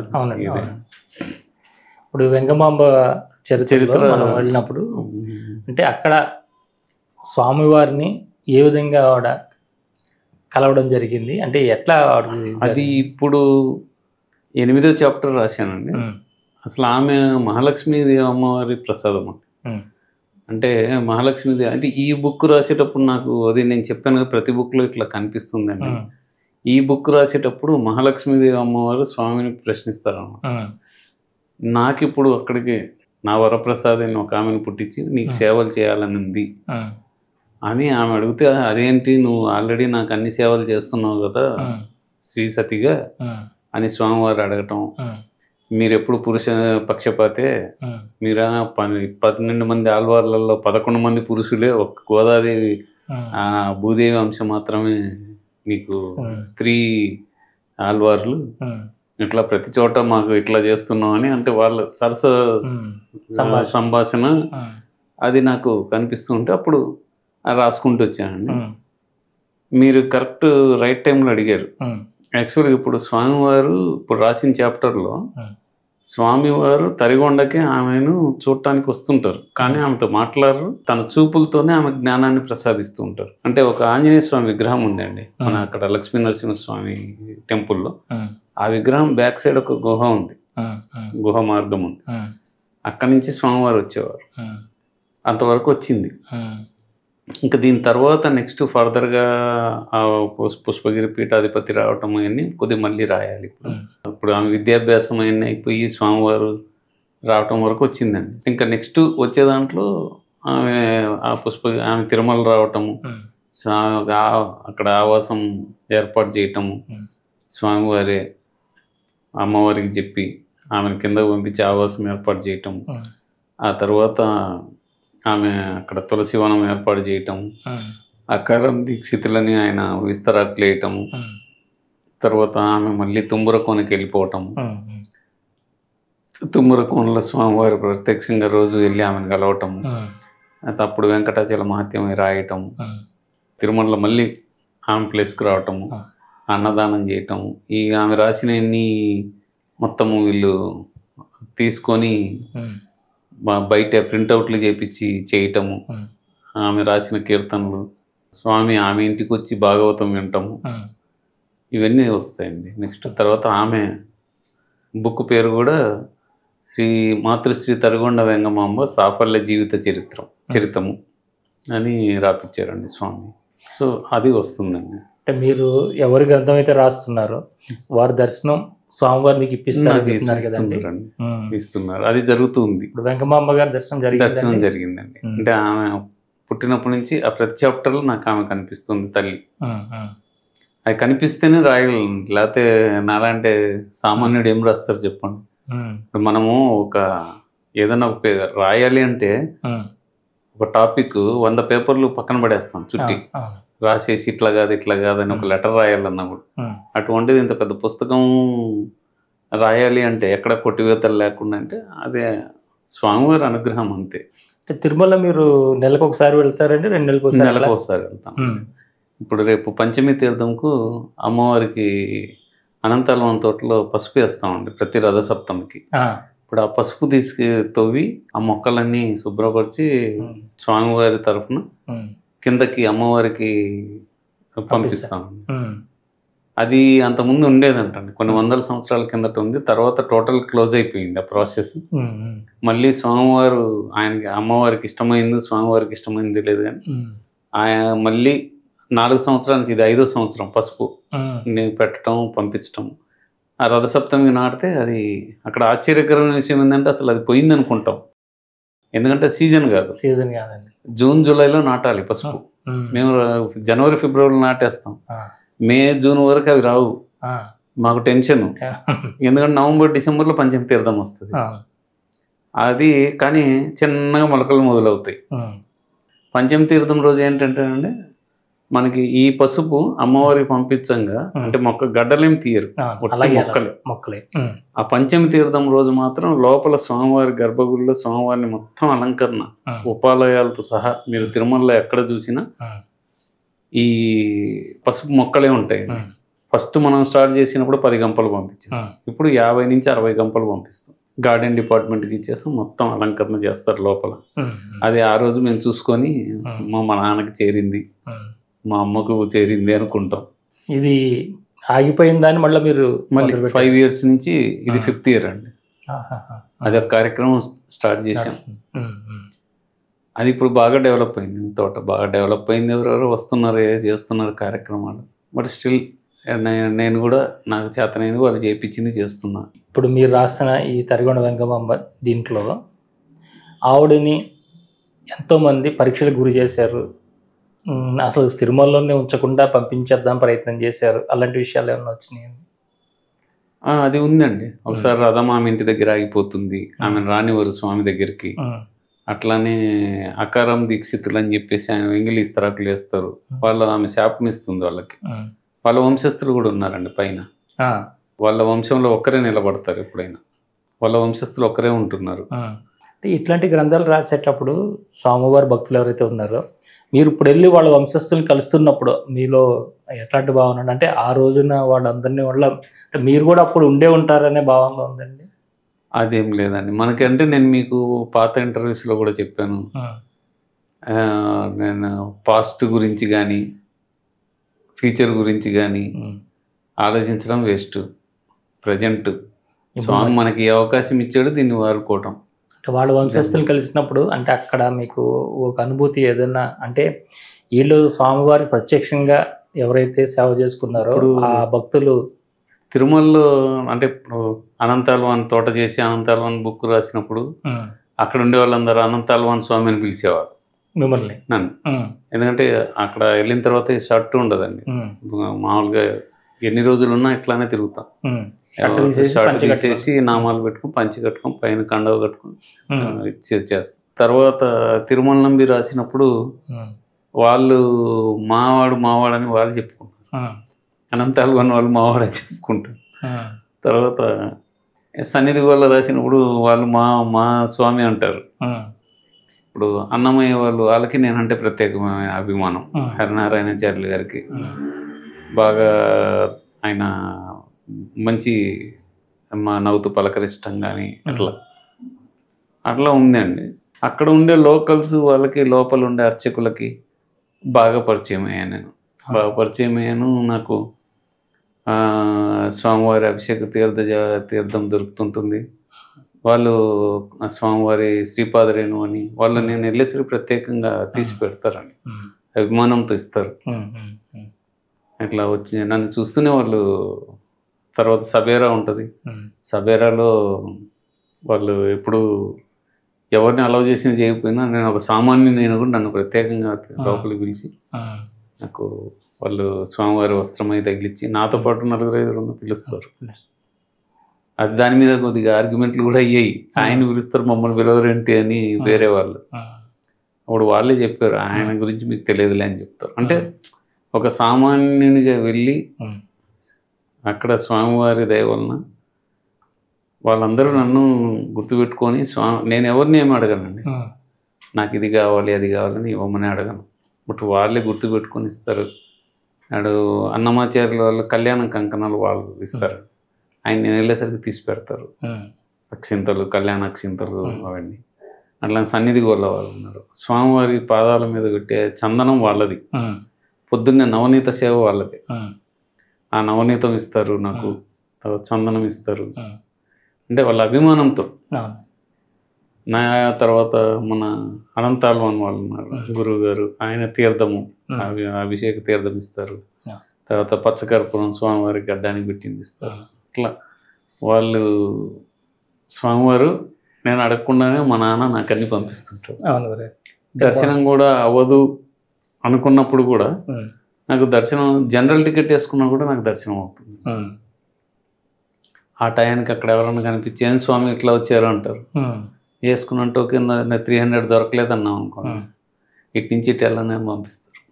అంటే డైరెక్ట్ లైన్లో అట్లా స్వామివారి ఏదో ఒక రకంగా ఆయన దగ్గరికి పిలుచుకుంటాడు. ఎందుకంటే గురుగారు ఇప్పుడు మొన్న బోయమడుగులు వచ్చినప్పుడు అక్కడ కొంతమందిని కలిస్తే మీతో పాటు ఉన్న వారికి కూడా శ్రీ వెంకటేశ్వర స్వామి ఎన్నో మిరాకిల్స్ చూపించారు, ఇవన్నీ చెప్తుంటారు. అంటే వాళ్ళు మీతో పాటు ఉండడం వల్ల అంటారు, లేదా వాళ్ళు నిజంగానే భక్తులు? అది వాళ్ళు నిజంగానే వాళ్ళు పూర్వజన్మ సుకృతం నాతో అంటే ఒకటండి. ఇది నేను చెప్పడం కరెక్ట్ కాదో నాకు తెలియదు. సజ్జన సాంగత్యం, దుస్సాంగత్యం దేని ఫలితం దానికి ఉంటుంది. ఇప్పుడు కర్ణుడు వెళ్ళాడు, పాండవులతో సత్సాంగత్యం చేసింటే, సజ్జన సాంగత్యం చేసింటే కర్ణుడే ఇదే అయిండేవాడు, రాజు అయిండేవాడు. వేరే అటు పోయి దుర్యోధనతో కలిసాడు, దుస్సాంగత్యం చేశాడు. ఎన్ని దానాలు చేసినా లాస్ట్కు కర్ణుడికి శాపాల వలన ఇదే. అట్లా ఏదో మనం కొంతవరకు నా వల్ల ఏం జరగటం లేదండి. అది చాలా మనం తప్పు అది మాట్లాడటం కూడా. అది సాక్షాత్తు స్వామివారు వాళ్ళ మీద కరుణతో ఇట్లా. మీకు ఎగ్జాంపుల్ నేను చెప్తాను దీనికి. సంజీవ్ రెడ్డి అనే ఒక అబ్బాయిని మీరు కలిసారు కదా బోయమడుగుల్లో. అతనికి మరి స్వామివారు 2 సార్లు నేను అతను లక్కీ డిప్పేస్తే అతనికే అభిషేకం టికెట్ ఇచ్చారు. 2 సార్లు ఇచ్చారు. నేను ఇంతవరకు అభిషేకమే చూడలేదు. అంటే నేను ఒకటే అనుకుంటున్నాను మనసులోనే, ఆయన శుక్రవారం ఒక పాట కూడా రాపిచ్చారు, కంటి శుక్రవారం అభిషేకం అని. అది నాకు ఆ పాట రాస్తుంటేనే స్వామివారి అభిషేకం నాకు కనిపిస్తుంది. అంటే నేను దాంట్లో తృప్తి చెందాను. అతను అక్కడికి వెళ్ళి అతనికి స్వామి ఇవ్వాలనుకున్నాడు, ఇచ్చాడు. నేనేదో మరి అట్లా అనుకున్నప్పుడు మరి నాకు ముందు ఇచ్చి ఆయనకి వెనక ఇవ్వచ్చు కదా. మరి అతనికి 2 సార్లు ఎందుకు ఇచ్చాడు? అది అతనికి స్వామి ఇవ్వాలనుకున్నాడు అంతే. ఏదైనా ఆయన ఇస్తే మనం తీసుకోవటమే సార్. నేనేదో పరమ భక్తున్నా లేకపోతే ఇంకోటి అని ఇవన్నీ ఉండవండి. స్వామికి అందరూ సమానమే సార్. నేను ఆయన భక్తుడిగా నేను తప్పు చేస్తే ఆయన ఊరుకోడు. మా నాన్నగా ఆయన కొడుకు ఇది కదా, అందరూ పిల్లలే, ఆయన పిల్లలే. నేనేం ప్రత్యేకంగా ఆయన నేను ఒక్కనే కాదు, మీరు ఆయన కొడుకే, అందరం ఆత్మలన్నీ పరమాత్మని కొడుకు. అక్కడి నుంచి వచ్చిన వాళ్ళం, ఆయన సృష్టి చేస్తే వచ్చిన వాళ్ళమే కదా. ఆయనకి డిఫరెన్స్ ఎందుకు ఉంటుంది చెప్పండి. కాకపోతే మనం ఇందాక మాట్లాడుకున్నట్టుగా మనం చేసే కర్మ ఫలాలు, ఆ ఫలితాలు దాన్ని బట్టి. బట్ ఓవరాల్గా ఏంటంటే ఏది కూడా ఆయన ఫ్రీగా ఇవ్వడు సార్. మా నాన్న వడ్డీ కాసులు వాడు కదా, ఫ్రీగా ఏమి ఇవ్వడు. ఏదో ఆయనకి బాగా ఇదైతేనే, ఎప్పుడో రుణపడి ఉంటేనే లాగుతాడు, లేకపోతే ఇవన్నీ చెయ్యడు. సామాన్యుని పట్టుకొని ఇవన్నీ చేయాల్సిన పని. నేనేంటి, నా స్థాయి ఏంటి, నేను యూఎస్లో వెళ్ళి ఏదో నాకు అలా ఆడ స్టేజ్ మీద కూర్చొని చెప్పడం ఏంటి చెప్పండి. 10 మందిని ఇవ్వండి. అందుకే నేను చెప్పేది ఏంటంటే, నేను ఎవరికైనా చెప్పేటప్పుడు కూడా ముందు చెప్పటం కూడా పోతన గారు చెప్పినట్టుగానే, పలికిడిది భాగవతం అంటే పలికించేది వాడు రామభద్రుడు, పలికిడి వాడని అనటాన్ని. సో పలికించేది వాడు మా నాన్న వెంకటేశ్వరుడు, పలికేదే ఆయన నామ సంకీర్తనలు, ఆయన లీలలు. పలికేటి వాడను వెంకటరామదాసుడు. అంటే బోయమడుగుల్లో పునర్వసుకి ప్రత్యేకమైన అభిషేకం చేస్తారు.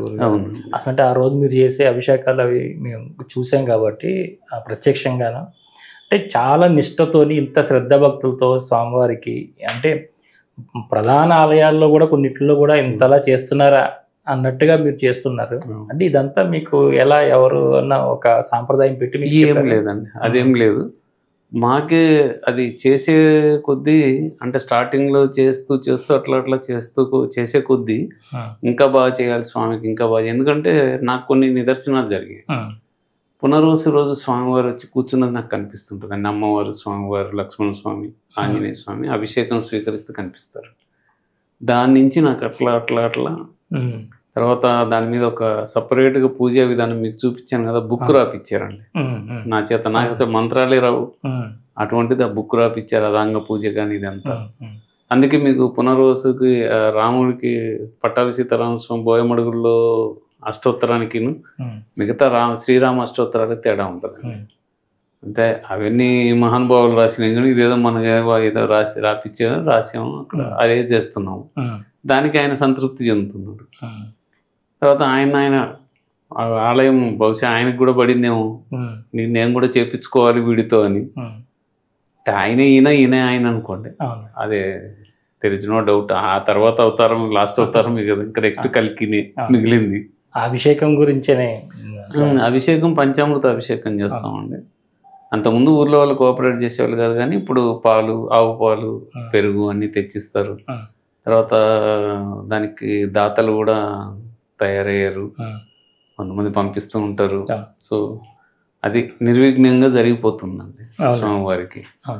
అది మేము కూడా చేసేటప్పుడు నిష్టగానే చేస్తున్నాం అండి. ఎందుకంటే అది అవధూత పిచ్చిరెడ్డి గారు ఆ లోపల అడుగున సాలగ్రామం పెట్టారు. సో ఎట్లా అంటే అట్లా మనం చేస్తే కొద్దిగా అవకతవకలు జరిగినా కూడా ఇబ్బంది, అంటే అది మాకు కరెక్ట్ కాదు, ఊరికి కరెక్ట్ కాదు అనే ఉద్దేశంతో దాన్ని మేము చాలా జాగ్రత్తగా, అంటే కొన్ని నియమాలు పాటిస్తున్నాం అండి. ఇప్పుడు మేము లోపలికి వెళ్ళాము అనుకోండి, మళ్ళీ 3.5 hours జరుగుతుంది దగ్గర దగ్గర. మీరు చూసారు కదా రోజు. బయటికి ఈవెన్ రావటం అనేది ఉండదండి. టాయిలెట్కి వెళ్తాం, కానీ టాయిలెట్కి వెళ్ళామంటే మళ్ళీ స్నానం చేసి మళ్ళీ విధిగా లోపలికి వెళ్తాం. అంత నిష్టగా చేస్తున్నాం అక్కడ. అంటే మనం ఎంత పవిత్రంగా నిష్టగా చేస్తే ఆయన అంత ఇదిగా జనాన్ని కూడా కోరుకున్న కోరికలు నెరవేరుస్తాడని అండి, అంతే. రామాలయం ఎక్కడ ఉంటే అక్కడ హనుమంతుని విగ్రహం, హనుమంతులు లోపల ఉంటారు, బయట కూడా ఉంటుంటారు. అట్లా అక్కడ ఆ క్షేత్రం సాక్షాత్తు స్వామివారు వచ్చి, ఆ సీతారాముల స్వామివారు లక్ష్మణ సమేతంగా హనుమాన్ సమేతంగా వచ్చి అక్కడ కూర్చున్నారు కదా. దానికి కారణమైనటువంటి పిచ్చిరెడ్డి అవధూత గారిని ఏదైనా ఒక విగ్రహ రూపంలో ఏమన్నా అక్కడ పెట్టాలనుకుంటున్నారు? అది చేస్తున్నాం అండి. వెంకట్ గారని మన శ్రీ సన్నిధి చూసి మనం లాస్ట్ టైం మనం చేసాం కదా, అది చూసిన తర్వాత వెంకట్ ఆస్టిన్ లో ఉంటాడు, US లో. అతను ముందుకు వచ్చాడండి. 5 lakhs వరకు అతను ఇస్తున్నాడు. అక్కడ సమాధి కట్టించేసి అక్కడ ఆయన విగ్రహం పెట్టాలని. ప్రాబ్లం ఏమొచ్చిందంటే అది ఎక్కడ, అంటే ఆ బయటికి తీయడానికి ఏదన్నా ఈ ప్రొక్లైనర్లు అవి పెట్టి తీయాలి అంటే ఆ సమాధి డిస్టర్బ్ కాకూడదండి. అవధూత ఆయన సమాధి అనేది డిస్టర్బ్ కాకుండా చేయాలి. దానికోసం అట్లా ఎంత జాగ్రత్తగా చేయాలా అని ఆలోచిస్తున్నాం. వీళ్ళేమో ప్రొక్లైనర్లు పెట్టి తీద్దామంటారు, అవి తగలకూడదు ఆయన. ఎందుకంటే కూర్చోబెట్టి చేశారు, చుట్టూ బండలు వేసారు. ఆ బండలు కూడా ఈ నాపరాలు వేసింటారు. సో ఏమన్నా తగిలి ఇదైతే అది చాలా ఇదవుతుంది. ఎందుకంటే పవిత్రమైన క్షేత్రం, ఆయన అవధూత పైగా. అందుకని అదొకటి ఆలోచిస్తున్నాం అండి, ఎట్లా చేయాలా ఏంటని. అది ఒక విధంగా మాకు కత్తి మీద సాము లాంటిది. మరి స్వామి దానికి రూట్ చూపించాల్సింది, ఆ రాముల వారు రూట్ చూపించాల్సింది తప్ప నేను ప్రస్తుతానికి అట్లా పక్కన పెట్టించాం. అది అభయాంజనేయ స్వామి ఆలయం అది జరుగుతుందండి. అది మోస్ట్ ప్రాబబ్లీ కంప్లీట్ అవుతుంది. నాకు తెలిసి హనుమత్ జయంతికి అయిపోతుంది. ట్రస్ట్ ఒకటి ఏర్పాటు చేసాం US లో. సో దాంట్లో ట్యాక్స్ ఎగ్జంప్షన్ కూడా ఉంది. SVRDCT అని, శ్రీ వెంకట రామదాస్ చారిటబుల్ ట్రస్ట్ అని పెట్టాము. దేవాలయానికి సంబంధం లేదు. ఆ ట్రస్ట్ ఏంటంటే మనం అక్కడ వస్తే నిత్యాన్నదానం చేయడానికి ట్రస్ట్ పెట్టాము. సో దానికోసం చూస్తున్నాము. అది ఇప్పుడు స్టార్ట్ అయింది. బ్యాంక్ అకౌంట్ అన్ని ఓపెన్ చేసి, ప్రవీణ్ గారని మా క్లాస్మేట్ మట్టుపల్లి ప్రసాద్ అని హైదరాబాద్ అతను వాళ్ళిద్దరు కలిసి స్టార్ట్ చేశారు. దాన్ని నేను ఉంటాను ఇక్కడ, సేమ్ నేమ్తో ఇక్కడ ఓపెన్ చేస్తున్నాం. సో ఎవరైనా మంచి దాత ఉండి నిత్యాన్నదానం చేయాలంటే చేస్తే ఆటోమేటిక్గా ట్రస్ట్ ద్వారా ఎవ్రీడే నిత్యాన్నదానం చేస్తూ క్షేత్రాన్ని మళ్ళీ బాగా డెవలప్ చేయాలి అని. ఇప్పటికే చాలా అద్భుతంగా దాన్ని తీసుకొచ్చారు. అది దగ్గర దగ్గర 3 crores వర్క్ అయింది. మీరు వచ్చినప్పుడు ఈశ్వరమ్మ గుడి జరుగుతుంది, మా ఫ్రెండ్ పారేపల్లి వెంకట సత్యనారాయణ గుప్తా అని అతను చేపిస్తుంది. ఇప్పుడు కంప్లీట్ అయిందండి అది. తర్వాత రథానికి ఒకటి కట్టించేసాము. అది నేను, మా నాన్నగారు, మా మదరు, తర్వాత మా మామ, మా అత్తగారి పేర్ల మీద నేను కట్టించాను. సో అట్లా ఆయన నాకు చేతనైంది నేను చేస్తున్నాను. అది ఇప్పుడు ఇంతసేపు మనం ఈ సత్సంగంలో గురుగారు అందరికి ఒక సందేహం ఉంటుంది గురుగారు, చూసేవాళ్ళకి.